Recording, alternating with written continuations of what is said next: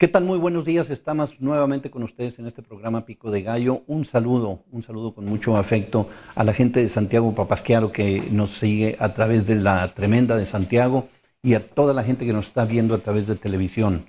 Un servidor de ustedes, Carlos Garza Limón, en esta ocasión nuevamente en Pico de Gallo. Tenemos un panel de análisis de los últimos acontecimientos. Lo más importante, pues el presupuesto federal, de egresos federal. Se encuentra con nosotros Alejandro Flores de la Parra, el Yocondo. Muchas gracias, licenciado. Un saludo, amigos, a toda la gente que nos escucha y nos ve en casa, en radio. Un saludo a todos, un honor estar aquí. Gracias. Ernesto Escobosa. Buen día, Carlos. Muchas gracias por la invitación. Un placer estar con ustedes compartiendo.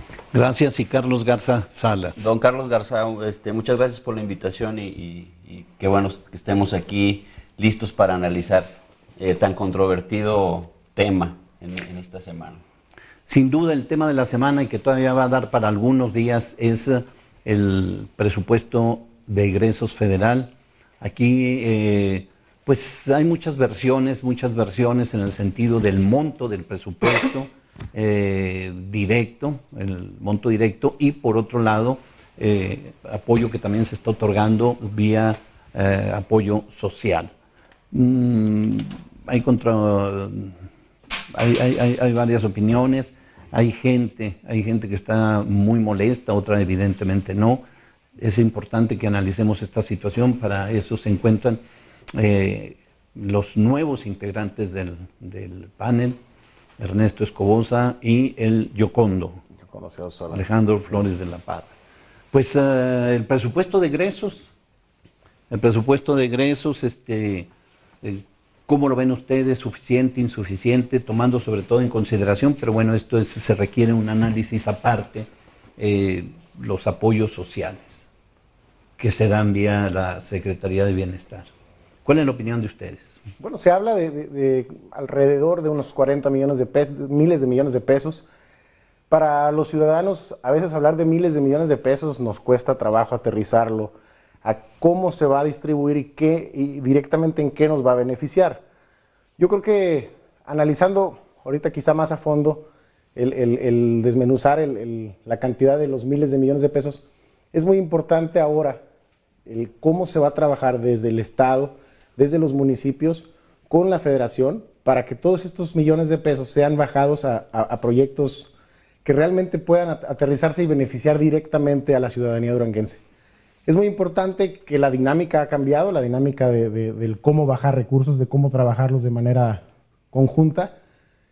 Pasó un año difícil, 2019 está por terminar, y ha sido difícil porque se heredó un presupuesto que se trabajó prácticamente al vapor, que ya estaba predeterminado de muchas formas. Se autoriza en diciembre un presupuesto que le toca ejercer al gobierno federal, al Ejecutivo Federal, que no trabajó de manera previa, o sea, para poderlo trabajar durante todo este año, y pues realizó algunos recortes, se cerraron algunas llaves presupuestales, y ha sido difícil para muchos, entre ellos me incluyo, entender el cómo se va a trabajar ahora.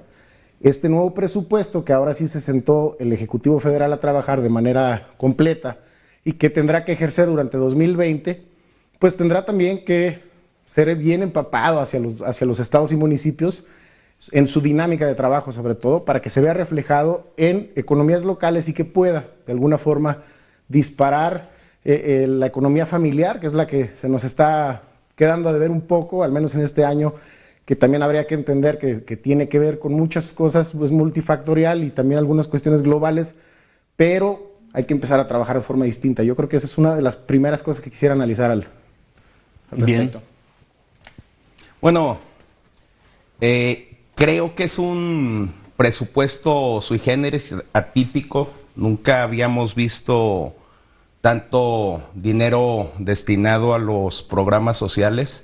Me hubiera gustado que también se fortalecieran los programas productivos, los que inducen a la generación de riqueza. Es el segundo año que se van a aplicar algunos de ellos y esperemos que ahora haya más consistencia, que haya un mejor seguimiento, porque desafortunadamente en la ruta histórica del país, entre más se incrementan los presupuestos a los programas asistenciales, más se genera pobreza. Y eso a mí sí me preocupa bastante.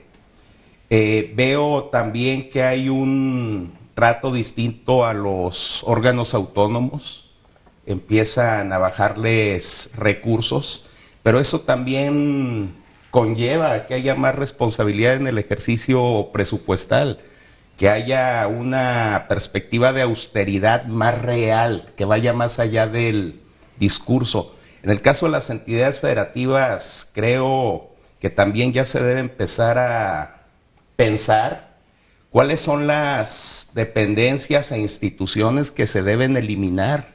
O sea, muchos gobernadores, muchos presidentes municipal, en vez de dejar un legado material en cuanto a obras, en cuanto a políticas públicas que tengan vigencia permanente, pues se dedican a crear dependencias, se dedican a crear nuevas secretarías, nuevos institutos, y yo creo que también ya hay que dar marcha atrás en ese sentido.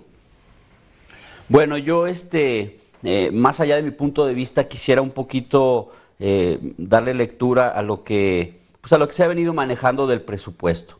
El presupuesto del año anterior a Durango había sido de 29,760 millones de pesos. Este año, hay que decirlo, hay una confusión. Por un lado, el gobernador dijo que eran 29,600 millones de pesos, con esto habiendo una baja de 160 millones de pesos. Pero por otro lado, las diputadas de Morena, que son las encargadas y fueron las que finalmente votaron, insisten en que al contrario, sube el presupuesto a 30,667 millones, 30,667 millones de pesos, habiendo un incremento de 1,081 millones de pesos. Esto es solo para que lo maneje el gobierno, este es el área de gobierno. Con lo cual pues no tendrán la justificación de que no nos alcanza el presupuesto, el presidente nos castigó, toda esta grilla que se ha venido manejando y que ahora lo vemos reflejado en que fue un desperdicio estarse manejando de esa forma,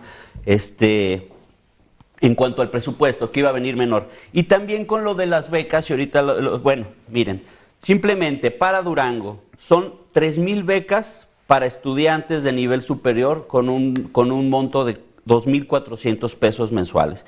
En la educación media, 800 pesos mensuales.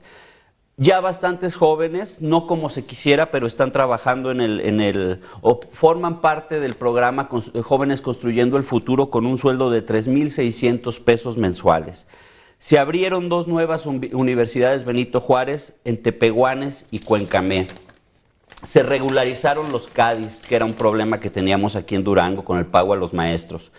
Se apoya a más de 100,000 adultos mayores con una pensión de 1,274 pesos mensuales, así como de 12,000 niños y niñas con discapacidad. Los precios de garantía en el frijol y el maíz, el Sembrando Vida, que este año son 25,000 hectáreas que proporcionan 10,000 empleos, cada uno pagado con 5,000 pesos. Todo esto nos da una suma, por eso el partido PT está manejando que en el presupuesto son 40,000 pesos, porque nos da más o menos un alrededor de 10,000 millones de pesos. Hay que aclararlo, estos programas sociales no han tenido, ha habido errores en la entrega de los programas sociales, ha habido tardanza, como bien lo dice mi amigo el Yocondo aquí, bueno, este presupuesto anterior no dependió exclusivamente de lo que es el nuevo gobierno de Andrés Manuel López Obrador. Sí, esperemos que se regularice, porque yo me acuerdo cuando entró el presidente, dijo en enero ya todo el mundo va a tener su tarjeta para poder ir a cobrar al banco su pensión, su beca, y realmente no es así. Pero sin duda, yo viendo todo esto, ahora fíjate, por ejemplo, Adrián Escamilla, quien es profesor de Economía de la UNAM, experto en estos temas de presupuesto, nos dice que no disminuyó en los programas agrícolas. Por ejemplo, a nivel nacional Sembrando Vida tiene un presupuesto de 25,000 millones de pesos, que ahora ya no están en la Secretaría de Agricultura, que es lo que tiene muy descontentos a muchos. Pero fíjense, en la Secretaría de Agricultura hay un presupuesto de 46,000 millones de pesos. Sumando los 25,000 millones de pesos, que finalmente todos van para el campo, hay un presupuesto como nunca lo había habido en el país, de 71 millones de pesos destinados a eso. Es importante saberlo. Es importante estas becas, también lo comparto con ustedes, porque estamos viendo el descontento social que existe en toda Latinoamérica. Yo no sé si estuviéramos con un gobierno elegido por el PRI o el PAN y tuviéramos estas condiciones, porque finalmente la gente se contagia. Entonces, sí deberíamos de rescatar, creo yo, la paz que se está viviendo social en este sentido en México. Sí hay una violencia por otro tipo de violencia, vamos, el narcotráfico, sí, todo eso. Pero es importante, por eso, muy importante según mi punto de vista, los programas sociales. No, sin lugar a dudas, los programas sociales han sido un paliativo constructor de paz social, porque efectivamente a muchas familias les impacta benéficamente recibir ese recurso extraordinario que no pueden obtener por medio de su propio esfuerzo. ¿Por qué? Porque los salarios, los sueldos siguen siendo bajos, las oportunidades de trabajo y las oportunidades de empleo siguen siendo escasas. Tenemos una economía que se ha ido desarrollando de una forma muy gradual, donde no ha habido un detonamiento que nos permita producir más riqueza y efectivamente son muy necesarios. Yo tengo una buena expectativa en que empiecen a generar impactos diferentes a lo que estábamos acostumbrados en el récord histórico de la programática social. Creo que la universalidad con la que se están concibiendo estos nuevos programas, que es el ingrediente que le pone la izquierda a lo que ya había, esa visión se construye desde la Ciudad de México, desde los gobiernos de la Ciudad de México, y tuvieron un buen impacto. ¿Por qué? Porque genera que haya más circulante y que haya una mejor economía en las familias y en las comunidades. Esperemos que se siga desarrollando esa perspectiva y en su momento también nos ayuden a incrementar la productividad y la creación de riqueza. Sí, yo creo que es muy importante lo que mencionas ahorita. En cuestión de los programas sociales, hablaba hace un momento de la distinta dinámica de trabajar de los gobiernos estatales y municipales. Ahora también habrá que tener una dinámica distinta con la sociedad, ¿no? Con esas personas que reciben esos apoyos, porque históricamente se han convertido en una zona de confort que ha provocado que mucha gente, y me consta porque me ha tocado verlo así, ha dejado de trabajar y de ser productiva porque recibe un apoyo y ha dejado de mejorar su capacidad de trabajo, quizá porque tendría que acudir a estar horas sentada o parada o con estos líderes sociales que manejaban durante mucho tiempo a esta gente para acceder a esos programas, y a veces por no quitarse ese poquito que llegaba, además perdía todo eso que podía lograr trabajando en un trabajo formal. Ahora hay un problema grave en cuestión de la generación de trabajos formales. Está siendo cada vez más difícil en el mundo, somos más y por supuesto los espacios cada vez son menos, pero habrá que también cambiar la perspectiva social del recibir esa ayuda, ¿no? La manera en que se puedan ellos sostener para avanzar y no sostenerse para quedarse en un estado de confort que los mantenga, pues digamos, en una dificultad de desarrollo, no solamente económico, sino incluso personal y profesional. También yo creo que es importante señalar lo que decías ahorita, Carlos, de la inmediatez con la que todo esto se había manejado durante muchos años de campaña que tenía el señor presidente. Y ahora los resultados, pues ha sido un poquito difícil aterrizarlos con esa inmediatez que se prometía, porque no es lo mismo estar detrás de la barra, ¿verdad?, sirviendo los tragos. Y, por supuesto, este tipo de detalles también generan un poco de descontento. Habrá que darle el beneficio de la duda al trabajo que está haciendo el Ejecutivo Federal. Habrá que darle, por supuesto, también ese empuje nosotros como sociedad en ese cambio sociocultural que necesitamos tener para dejar de esperar recibir la ayuda del gobierno y empezar a ser proactivos en esta nueva dinámica que se tiene de trabajo tanto de los gobiernos como de la sociedad y viceversa, ¿no? O sea, encontrados para una participación proactiva dentro del cómo ejercer estos dineros, estos apoyos para que generen riqueza y que de esa riqueza yo poderme también colgar para generar un poco más y poder ayudar y jalar entre todos hacia arriba. Bueno, mira, tienes razón en eso que me dices, que a lo mejor había gente que dejaba sus trabajos por estos apoyos, pero en este sentido yo veo los apoyos muy bien focalizados.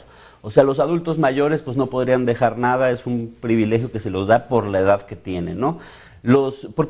Y te lo aclaro un poquito porque se maneja mucho de que son ninis, en ese sentido, de que reciben el apoyo y no hacen nada. Pero bueno, te digo, el adulto mayor tiene esa condición de ser un adulto mayor. Claro. Los estudiantes que reciben becas, pues si dejas de ir a la escuela, adiós beca, ¿no? Los discapacitados igual, o sea, no es el mismo.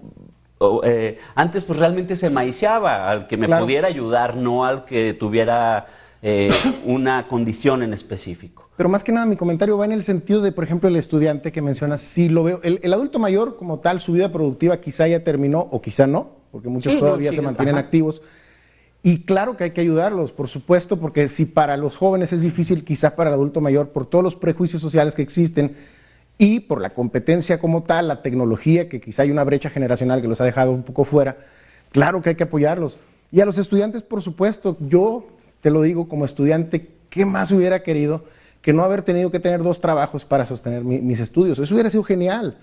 Habría sido un aprovechamiento mucho mayor el que hubiera tenido en una escuela. Ahora, lo que yo quisiera que se empezara a trabajar en la parte social, sociocultural, es que estas personas que están recibiendo este apoyo lo estén viendo realmente como un apoyo temporal, que les va a ayudar a subir un escalón y que no les vaya a causar en un futuro cercano o a largo plazo una cuestión que les pueda generar un descontento al futuro, al ya no recibirlo y al enfrentarse a la vida laboral.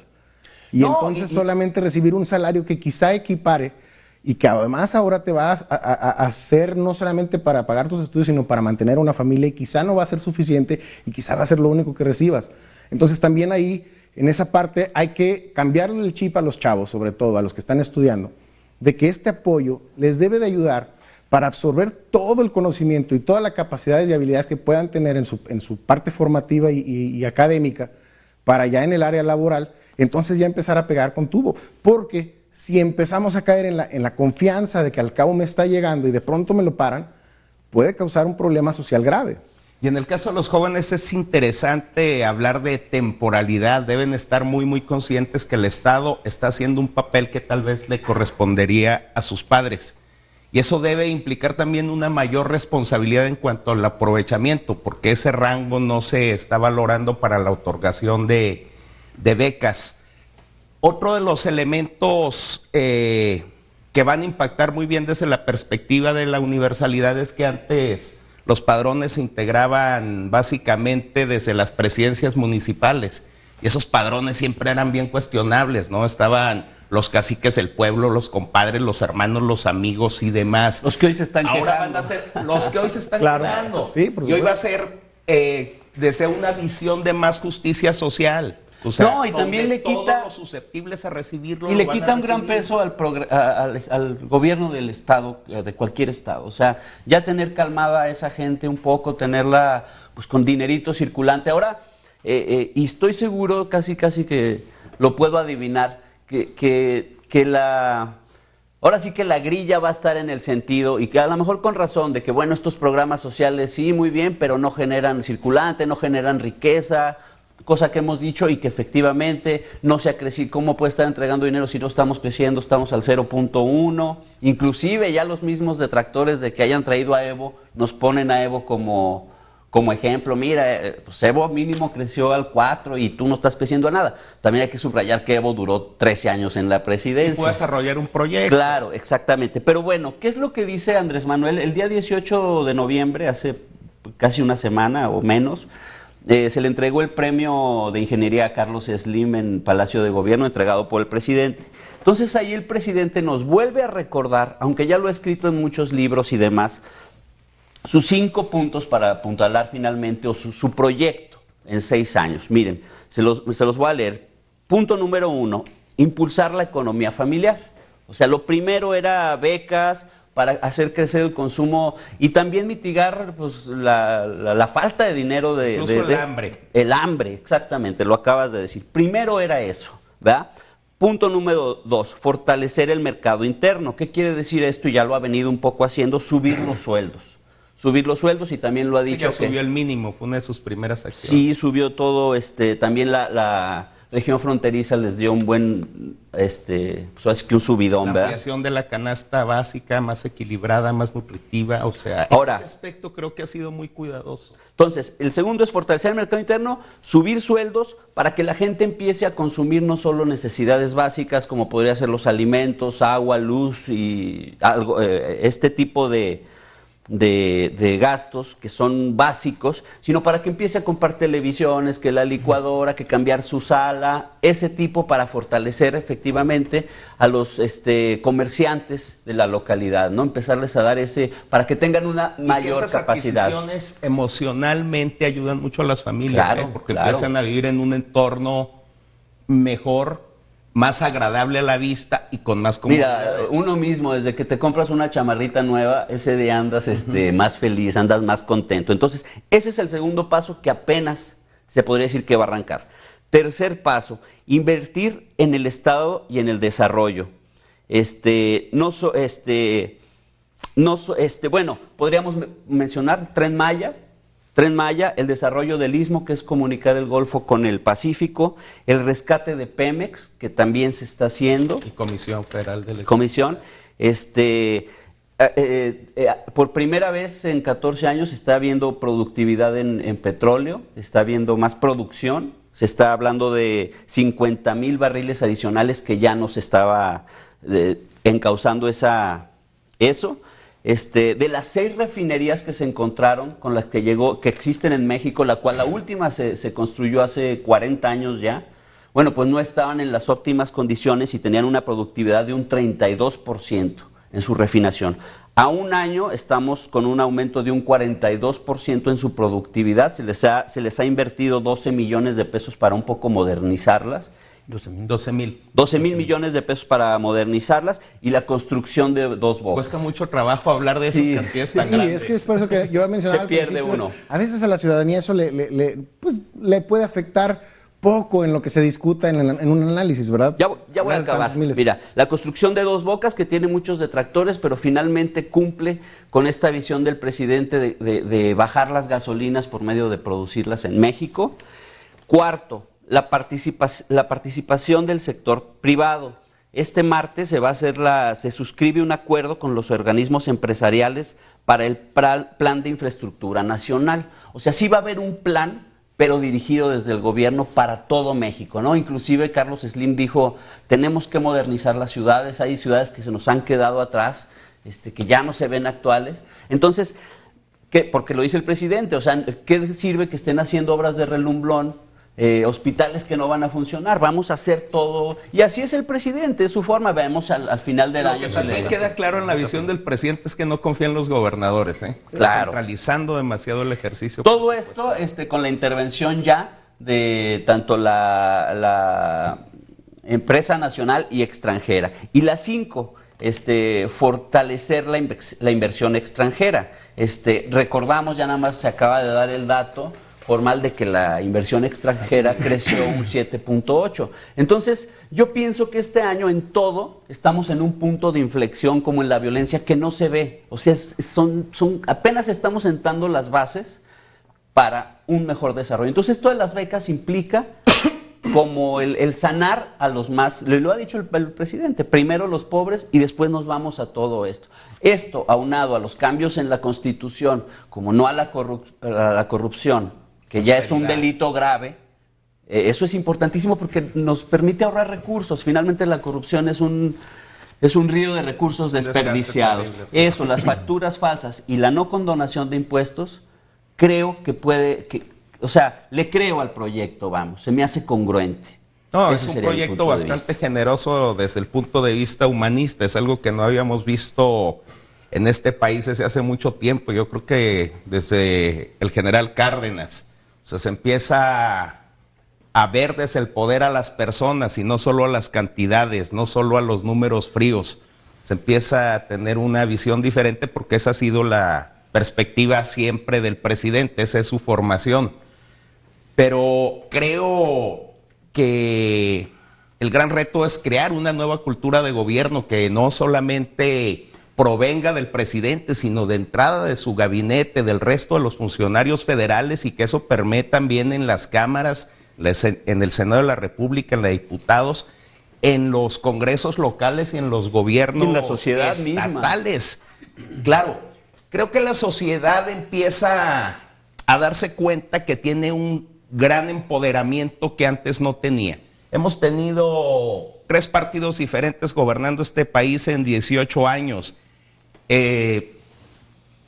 Eso antes, las generaciones anteriores era imposible que lo concibieran. Había frases así cuando había una persona muy necia de gánale al PRI, porque era imposible ganarle al PRI. Yo de hecho crecí con la creencia de que jamás iba a salir el PRI del poder, por mucho que hiciera la oposición, por mucho que se insubordinara a la misma sociedad. Lo vivimos en 1988, en esa primera elección del ingeniero Cárdenas con el Frente Democrático Nacional. Otra figura muy importante fue Manuel Cloutier Maquio, y perdieron los dos. O sea, decías, ¿cómo va a ser posible ganarles? Y se les ganó cuando hartaron a la gente. Por eso ahora los gobernantes también están más obligados a hacer las cosas bien, ya no solamente en función de su propia imagen y de su propia reputación, sino yendo más allá del proyecto de su partido y del proyecto del ámbito que están gobernando. Que eso no nada más es por el cambio de gobierno, hay que decirlo que también las redes sociales forman una parte importantísima. Porque le ha permitido a la sociedad expresarse. No, y ya no puedes dar una opinión respecto a lo que se ha venido comentando. Ahorita Alejandro Flores, el Yocondo, comentaba que la gente ha asumido una actitud, o se le ha tenido en el ocio y se han acostumbrado al asistencialismo, a la dádiva, a mantenerlos, y se mantienen de esa manera. Hay que recordar que cuando México, Salinas de Gortari, en 94, 93, entra al Tratado de Libre Comercio, entra a competir en condiciones de total desigualdad, de absoluta inequidad, sobre todo en los productos del campo. Ese se dijo y se comentó hasta la saciedad, y que iba a generar problemas como los que estamos viviendo. ¿Qué indica esto? De que la gente, como lo vemos ahorita en Canatlán, a la gente, los agricultores, los que tienen huertas, no les conviene ni siquiera levantar la fruta, no les conviene, dejan en el árbol la manzana, porque no hay precio, entró desde un principio la manzana Washington, la manzana Washington, que la consumimos en automático todo mundo, y obviamente bajó los precios del maíz, del frijol, del trigo, sorgo, de todo, incluyendo todo lo que es frutal. No entró en condiciones de equidad. Eso es grave para el país. Esa fue una puñalada trapera, sobre todo para el agricultor. ¿Qué implica esto? A ver, ¿qué se hace en otros países cuando hacen tratados de libre comercio? Hay sectores del mercado que dejan fuera porque no hay condiciones de competitividad. Claro. Entonces, cuando se genera eso, a ver, esto no podemos. Y apoya a esos sectores de la producción, en este caso el campo, los apoya económicamente para incrementen su nivel de producción y ponerlos en igualdad de condiciones para poder entrar en tratado de libre comercio. ¿Qué es lo que pasó? La gente dejó de vender su cosecha a precios dignos. Se les otorgó toda la cosecha a los coyotes. Es incosteable ya levantar la cosecha en muchos municipios. De tal manera de que esto fue generando la descomposición y la disgregación de las familias. Ya no, antes del Tratado de Libre Comercio, un agricultor pues, con toda tranquilidad del mundo podía mantener a su familia sin problema con el producto de la cosecha, incluso comprar un tractor, una camioneta, traer bien a su familia. Ahora no. Entonces, y los hicieron depender de las dádivas, ¿sí? Y casualmente allí surgen los líderes sociales. Exacto. Sí, haciendo entrelazando para robar. Sí, para robar. Sí, para entonces, aprovecharse pero la es culpa, hay que tenerlo en consideración de dónde nace. Aquí fue culpa del gobierno federal, de Salinas, de Gortari y todos los partidos que apoyaron el Tratado de Libre Comercio, que se haya generado esta descomposición. Que también tiene mucho que ver la tenencia de la tierra. Mientras en Estados Unidos y Canadá el latifundio, que es muy productivo, el latifundio no solo agrícola, sino también industrial, es muy productivo, aquí es ilegal y aquí siguen siendo los pequeños propietarios y los ejidatarios. O sea, cada quien cuenta con sus escasas hectáreas y trata de comercializarlo lo mejor que puede. De entrada ahí hay una gran inequidad. El campesino aquí en los llanos sigue vendiendo su frijol a granel, o sea, no hay ese proceso de industrialización, ese apoyo de comercialización, de meterlo a una comercialización. lata. Y creo que la cadena productiva está interrumpida y es donde los empresarios deberían llegar y complementar los esfuerzos que hacen los campesinos. Y yo creo que tanto los líderes sociales como el gobierno pueden hacer un trabajo de complementariedad para que se puedan enlazar esos esfuerzos de unos y de otros, y no se ha hecho desafortunadamente. Yo creo que también otra cosa, y lo que menciona don Carlos, es totalmente cierto que todo este clientelar electoral que se manejó durante tantos años y que fue muy productivo, sobre todo para el PRI, para el PAN en su momento, es un estigma que venimos cargando quienes lo hemos estado viendo cómo se ha ido desarrollando y lo vivimos hoy en día. Y es un paradigma que se ha creado también en ciertos estratos sociales, ¿no? El querer ser el líder para yo salir adelante a costa de mis hermanos, ¿verdad? De la gente. Por eso es muy importante que creo yo que se deba de trabajar de manera paralela en el cambio sociocultural. Por eso es tan importante que para mí el gobierno federal deba de trabajar sobre todo con los gobiernos municipales en precisamente lo que decías ahorita, Carlos, de descargarle a los estados el apoyo social, que en primera le va a generar un gasto menor al estado, una fuga, porque realmente no era una inversión ni era un gasto, era una simple vil fuga que se iba solamente para algunos pocos que lideraban a unos muchos. Y que tenga un poquito más de dinero y ese dinero poderlo enfocar a algo que realmente sea productivo. Y además también los gobiernos municipales, que también cuentan con sus líderes sociales mantenidos durante muchos años, se quiten ese estigma y empiecen a trabajar también en cambiar la imagen que tiene la gente de sus liderazgos y empezar a trabajar con cada uno de ellos para hacerlos líderes de sí mismos y de su comunidad para beneficio propio. Lo que creo muy importante aquí es en el saberle empapar a los gobiernos locales y sobre todo municipales, que son los que inciden más directamente con la sociedad, en este cambio, en esta dinámica distinta, en que ahora el dinero le va a llegar directamente a la persona que lo debe recibir, que muchas veces ni lo recibían, o recibían quizás solamente una parte, o recibían una de 10 partes, ¿no? O sea, había un manzaneo ahí tremendo. El que ahora tengan ese poder, pero hayan estado acostumbrados a ser liderados durante mucho tiempo, puede ser peligroso.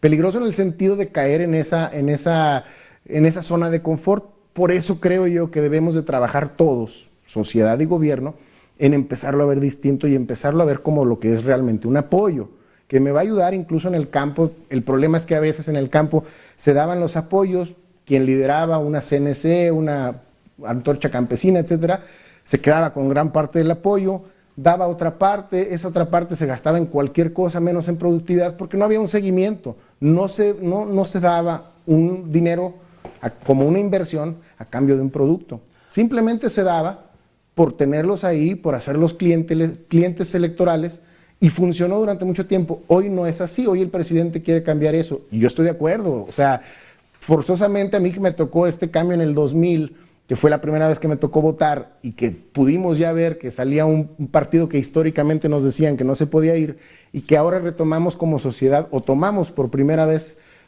después de 100 años casi, ese poder que tenemos de elegir a nuestros gobernantes y de exigir, también hay que trabajar con ellos para lograr que todo eso que exigimos y queremos, pues empiece a caminar en ambas rutas, ¿no? O sea, de aquí para allá y de allá para acá.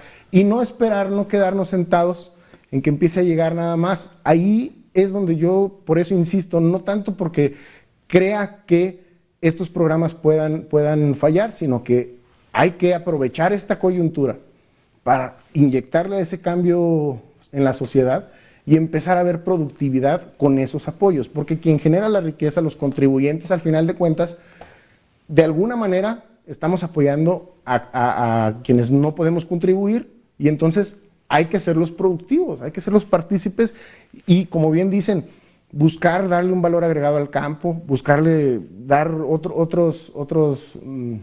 otras dimensiones a la productividad del campo, que no se quede nada más en producir, sino darle para entrar en una competitividad global. Yo creo que también ahí hay que trabajar mucho de parte de la Secretaría de Educación, la parte de la Secretaría del Bienestar, trabajar con la sociedad directamente, los gobiernos municipales, y empezar a generar ese cambio de chip. Mira, sin duda va a ser más difícil generar líderes sociales, porque estábamos acostumbrados a que el líder era el que repartía el dinero. Correcto. Ahora sin duda tendrá que tener masa en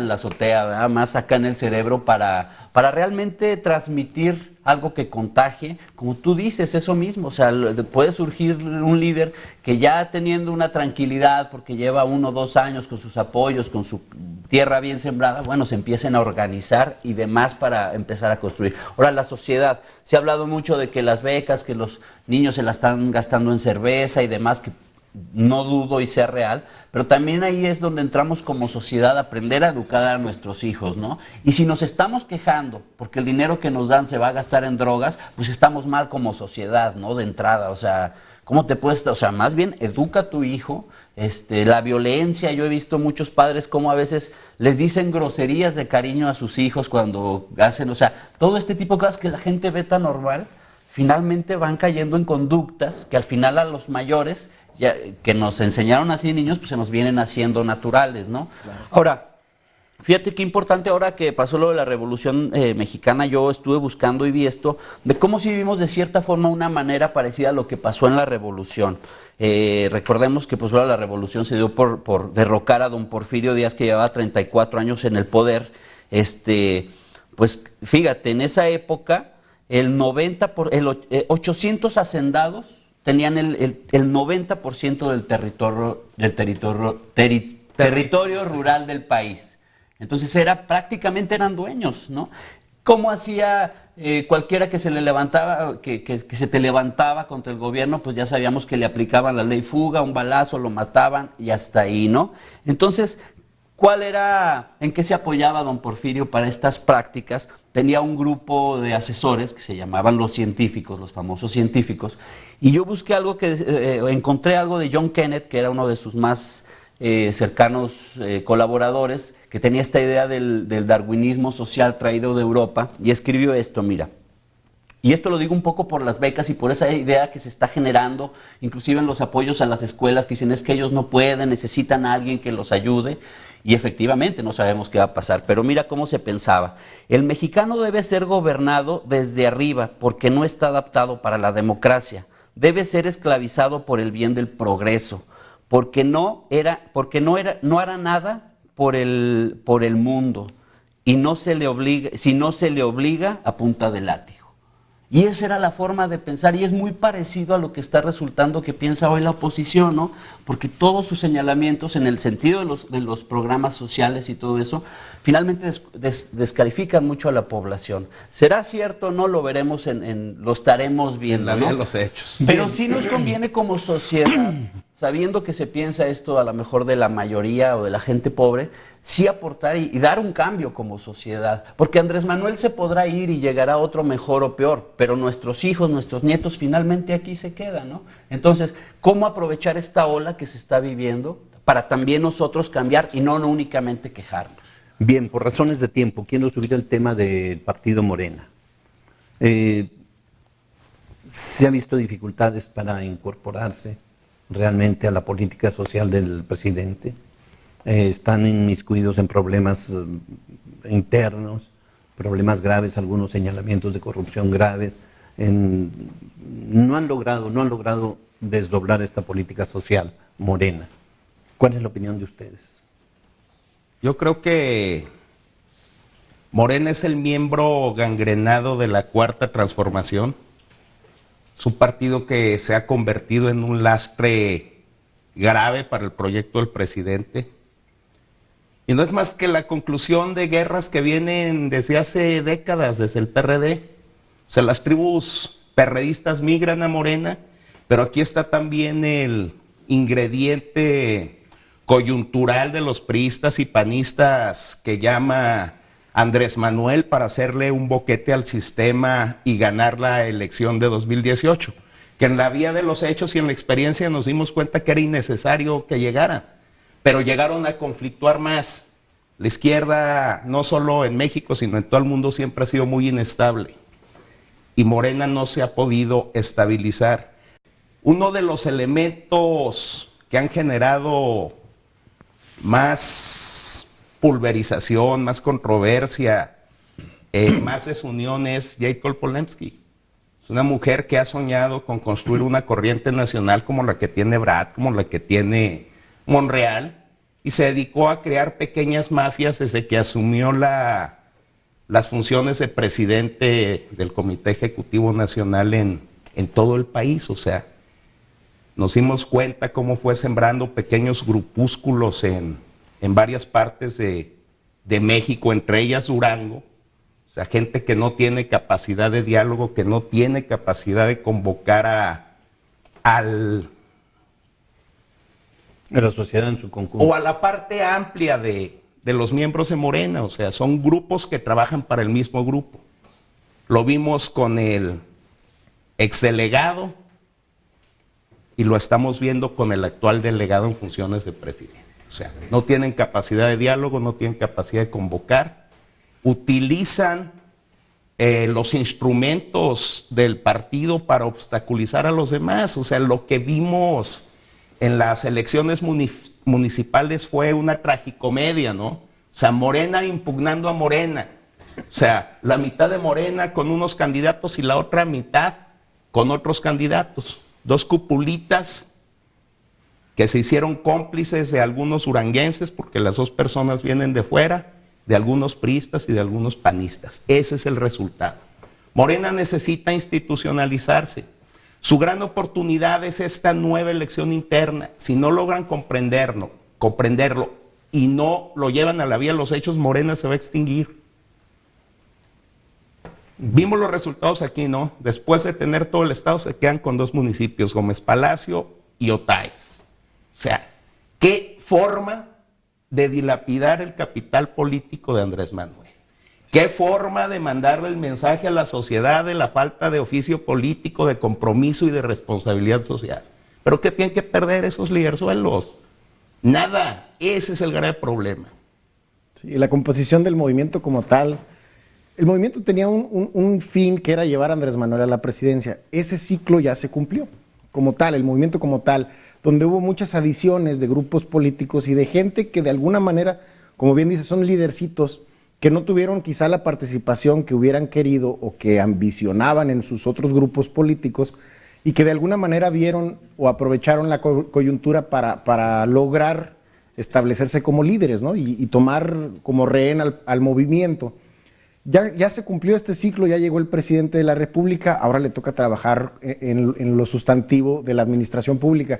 Ahora la organización política del partido deberá, como bien dices, institucionalizarse y empezar de alguna manera a filtrar, a crear un sedazo bastante fuerte para poderse eliminar de todos esos negativos políticos que le están restando, que están buscando perpetrarse simplemente en el poder de alguna manera dentro del partido, quizá en la administración pública, de alguna manera seguir manejando a la gente, ¿no? como su capital político, como su poder, cosa que Andrés Manuel mismo dice que él no pretende hacer, nunca lo ha querido hacer y no va a permitir que lo haga, incluso amenaza con salirse del partido si no se pone orden. Como bien dices, yo creo que esta elección interna que va a generar un nuevo orden político dentro del instituto, es el momento idóneo y único que puede tener, único, sí, coincido, único que tiene para lograr fortalecerse al interior como un partido, porque terminó el movimiento y ahora tienen que entender que la vida de partido es muy distinta.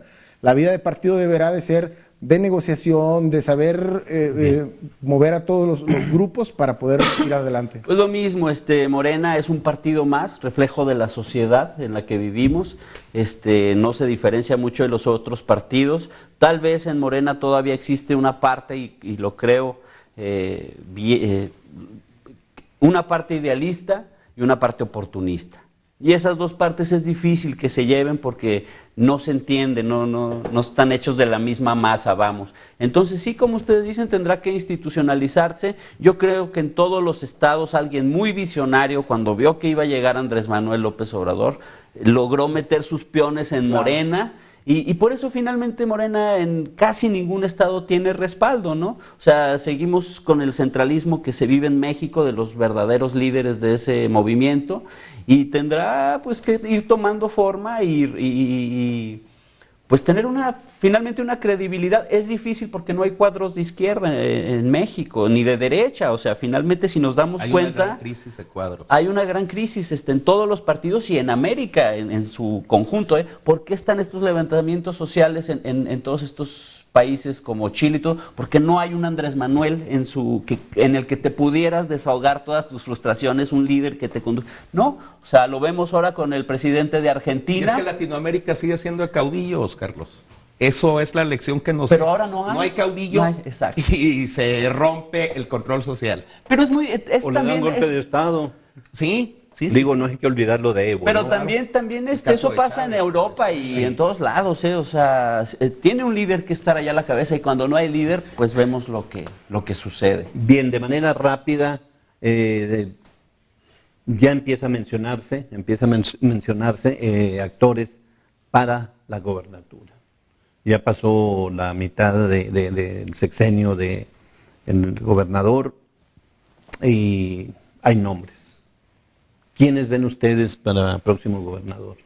Pues nos vamos por partidos. Yo creo que ahorita está todavía demasiado inestable. Debemos seguir viendo cómo se desarrolla el gobierno de Andrés Manuel, que eso va a contar muchísimo, va a ser el principal referente, porque del gobierno del Estado ya no podemos esperar más. Ya nos mostró hasta dónde puede llegar y lo que le puede ofrecer a la sociedad. Vamos a ver también cómo se comporta Jorge Salume en el gobierno municipal. Vamos a ver si hace una administración creativa, innovadora, talentosa. Vamos a ver si se empieza a recuperar el PRI un poco en cuanto a la credibilidad. Hay que evaluar también cómo sale librado el PAN de esta elección interna, porque creo yo que ahorita están muy disociadas las personalidades, o sea, muy lejanas al imaginario social, o sea, son políticos demasiado vistos, o sea, ya no va a haber sorpresas, ya sabemos lo que podemos esperar de uno o del otro. Y en Durango también hay una crisis gravísima de liderazgos. O sea, yo no veo a grandes líderes, ya no veo un Ismael Hernández Heras como en su tiempo surgió. O sea, un líder carismático con trayectoria, con un discurso transformador, no lo veo. Ni en el PRI, ni en el PAN, mucho menos en Morena o en el Partido del Trabajo o en los demás partidos pequeños. Veamos si se construye se recuperará un liderazgo en estos días. Se recuperará del golpeteo y el fracaso electoral y administrativo el doctor Enríquez. A mí me parece muy, muy difícil que José Ramón llegue en una posición competitiva en caso de que decida... Porque dijo que iba a estar en la boleta. Bueno, 22. Creo que también lo dijo en un momento de mucha presión, de mucho enojo. De mucha víscera, ¿verdad?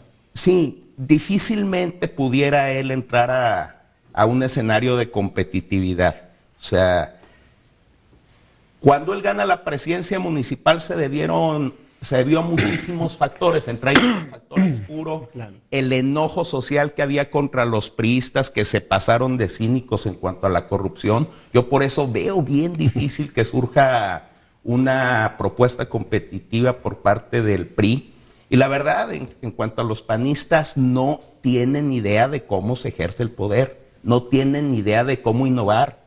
O sea, eso es lo que creo yo que sigue en el aire y nos va a dejar en stand-by al menos un añito tiempo más. Alejandro. Coincido totalmente en lo que dice Ernesto y si le queremos poner nombres, en el PRI yo creo que hay dos liderazgos hoy por hoy que podrían llegar, que es Leticia Herrera por una parte y Esteban Villegas. No veo a nadie más.